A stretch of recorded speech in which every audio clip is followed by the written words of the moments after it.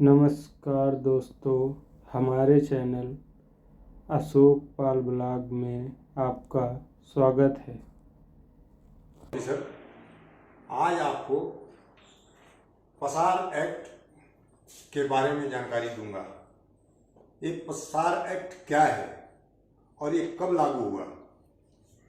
हमारे देश में प्राइवेट सिक्योरिटी कंपनियों को नियंत्रित करने के लिए 2005 में भारत सरकार ने ये पसार एक्ट लागू किया।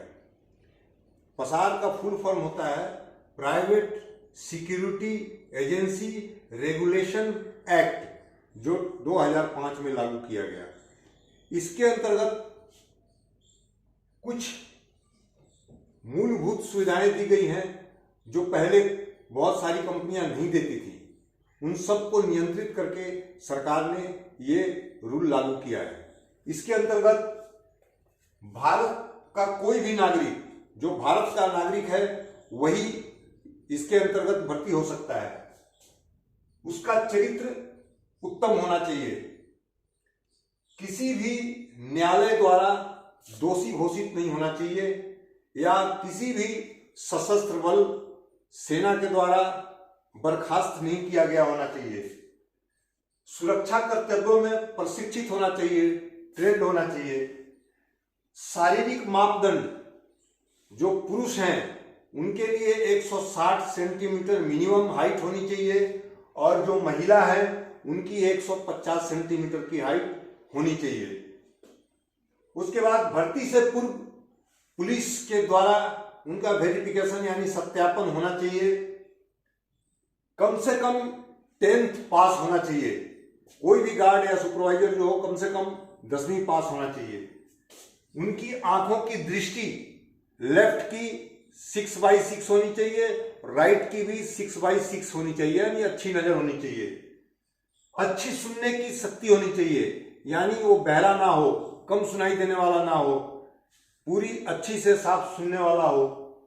चपटा पदमुक्त होना चाहिए, यानी जो पैर का तालू होता है वो चपटा नहीं होना चाहिए, जो गड्ढा नुमा होता है उस प्रकार का होना चाहिए। अच्छी सेहत होनी चाहिए, उस गार्ड की सेहत अच्छी होनी चाहिए। 6 मिनट में 1 किलोमीटर की दौड़ होनी चाहिए। कोई छूत रोग यानी कोई भी ऐसा संक्रमण बीमारी उसको नहीं लगा हुआ होना चाहिए। मेडिकल जांच प्रत्येक 6 महीने पे होना चाहिए। 20 दिनों की ट्रेनिंग होनी चाहिए, जिसमें 100 घंटे की क्लासरूम ट्रेनिंग और 60 घंटे की ड्रिल की ट्रेनिंग उनकी होनी चाहिए। टोटल 160 घंटे की 20 दिनों में संडे छोड़कर 160 घंटे की ट्रेनिंग होनी चाहिए। इसके अलावा जो कर्मचारी होते हैं वो 58 साल के बाद सेवानिवृत्त किए जा सकते हैं या ले सकते हैं, यानी रिटायरमेंट ले सकते हैं। कम से कम 10 साल की नौकरी होनी चाहिए, जिसके तत्पश्चात उनको पेंशन स्कीम लागू है। जो सरकार के द्वारा 10 वर्ष की जिसकी नौकरी हो चुकी होती है उनको 10 वर्ष के बाद रिटायरमेंट लेने पे पेंशन स्कीम लागू है, जो उनको हर एक प्रत्येक माह जो सरकार द्वारा निर्धारित की गई उसके हिसाब से मिलेगी।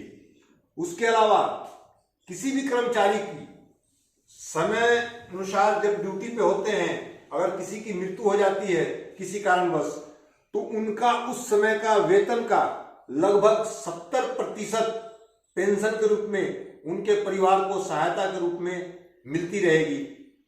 जब तक उनका परिवार आश्रित है तब तक वो नौकरी पर रहेंगे, लेकिन उनकी मृत्यु होने के बाद उनकी वेतन का 70% कर्मचारी को मिलेगा। इसके अलावा उनको प्रोविडेंट फंड, जो कि 12% कर्मचारी का होता है और 12% कंपनी का होता है, यानी बराबर अंशदान उनकी प्रत्येक माह जमा होती है उनकी पीएफ अकाउंट में।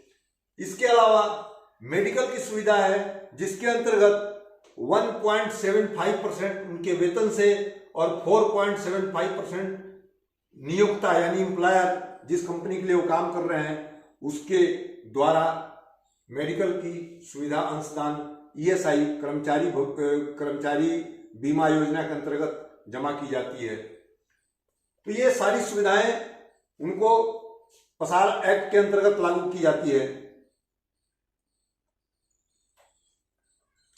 इसके अलावा जो सरकार की न्यूनतम वेतन होती है, प्रत्येक भारत के अंतर्गत जितने भी राज्य हैं उस राज्य की जो न्यूनतम वेतन होती है, मिनिमम वेजेज होती है, उसके अनुसार 8 घंटे की ड्यूटी के अनुसार उनको न्यूनतम वेतन लागू है, उसी के हिसाब से उनको मिलती है। तो ये सारी जानकारी आपको दी जा रही है और आपको इसको हमेशा याद रखें ताकि उसके हिसाब से सारी मूलभूत सुविधाएं आपको समय समय पर मिलती रहे। धन्यवाद।